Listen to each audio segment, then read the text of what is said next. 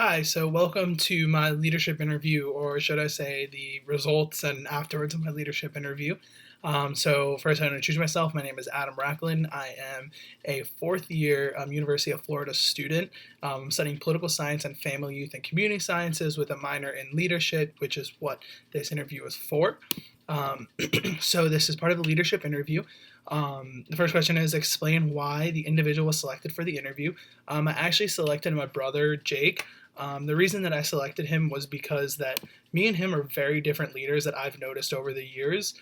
Um, for one, he's a very quiet person. I'm a very eccentric and like very loud person, whereas he's totally about being behind the scenes. Some things that I've just seen mainly are with the way that he works with family and then like how that leadership happens. And as obviously as a family, youth, and community sciences major, that's something that I'm very interested in. And I thought it'd be super cool to see his perspective, see how being behind the scenes is a lot different than being in front of the scenes and being open with everything. There are countless amounts of times where he's pulled me aside and led me in the right direction, or I've seen him pull our cousin around, making sure that he's doing the right things, and make sure that no one else is really not necessarily bothered, but making sure that it's a lot more personal on a one-on-one basis, which was actually really what I got through that interview of what he really loves. So that was something really cool. So the second question is the student's perceptions of the leader during the interview. So my perceptions of my brother. Um, I saw that he was a lot more quiet than I would normally be in an interview, and like any other person that I've noticed be really in an interview. That could have been mainly because he's my brother, or maybe just because some questions like were too much for him. I know that when we got to the third question, he got kind of flustered about who is someone that he looks up to right now, or someone that he looked up to, such as a leader, and that would be more peer style and not more like famous and big name. And he couldn't answer the question. And we ended up moving on, not going back to it, just for the flow of things. But I can see that they were definitely more interested in what I was going to say more than trying to put their emotions out there. And it was actually really cool because actually in the interview, that was one thing that he explained would be a great leader.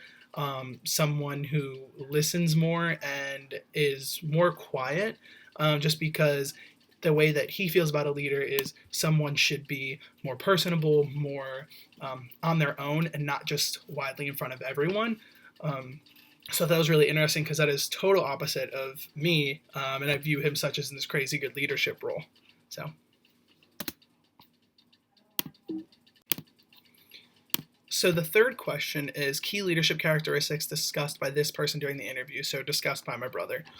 One of the main words that he used for a key characteristic of a leader is sincerity. I thought that was really interesting, pretty much because the next thing I had to ask was, do you find any like weaknesses as you as a leader? And the biggest thing that he said was not necessarily being a pushover, but someone who would allow too many things to happen is a huge weakness. And it's really interesting because we got really deep into this whole talk about how sincerity is the best characteristic while also could be counted as a weakness. However, his own leadership, he feels that sincerity is the number one thing, with the intentions and making sure that someone can lead with everyone's heart involved, not just about what's best for them and just because of their minds.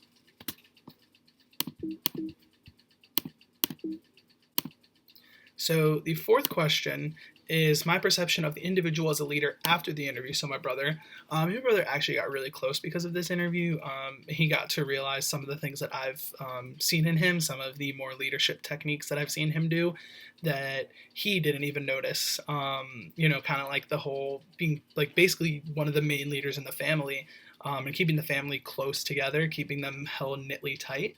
The reason that this is super important, obviously, is because of family, and then like just something that he noticed. It made me like more inspired to look after him and lead from his examples. Which was something that he explained, you have to lead by example, and it was really cool. He showed me like how I can be a better leader, telling me more about not being such a in front of everyone and being more behind the scenes. However, he did explain how that has strengths and weaknesses, so something really cool. I actually got to see like his real heart out here, and it was something that was super interesting to me. So the fifth and final question is key statements made by this individual, so my brother, that aided in your understanding of leadership on a practical level. So for me, some specific examples was when my brother actually used examples, weirdly enough. Um, one specific thing I asked was, when did you see like a leader who you feel wasn't fit to lead and was there? And he explained this whole school through a project that he did, and I feel like most students can attest to this, that this happens at least once in their 4 years, and how he was in a project and someone took the lead and was like, hey, you gotta do this at this time, this, and this, and they were actually the ones who were not holding, they weren't holding anybody accountable, and they weren't being accountable because they just didn't do their side of the project. And it was an interesting example of seeing him kind of go through this. At first he was a little like, I don't really want to explain it, and then like he just dived right into it. So that was really cool. Another thing was his specific definition of leadership, which was someone who can bring a group of people together and get the best out of each individual, whether that's solo and together as a team, which is leading. And I thought that was super interesting because I really didn't think he was going to say that. I thought it was going to be more based on success and more based on whether getting the task done. And I think from what I took from this interview was that it is more important to be caring and more sincere, more about your heart, leading with your heart more than just leading with whatever you can do and try and do best. But obviously you need to do a little bit of both. Another thing that I thought was super interesting was I asked, do you view yourself as a leader? And this was one of the questions that he got like super flustered about. Didn't really know what to say, like started blushing and all of that. And his response was, I wouldn't call myself a leader, but I hope others do. And that is something that really hit me hard because obviously I'm studying leadership. I view myself as a leader. I'm on different campus organizations, all of that. But it was so humbling to hear that, because when you hear that from someone that's super close to you, it really means that they're taking everything seriously. They're trying to be more focused on other people, which in our sense is supposed to be with family, and really proving that leadership takes many different sides, many different views. And even if you're behind the scenes, you can still lead really, really, really well. And that's something that I like really got from this interview.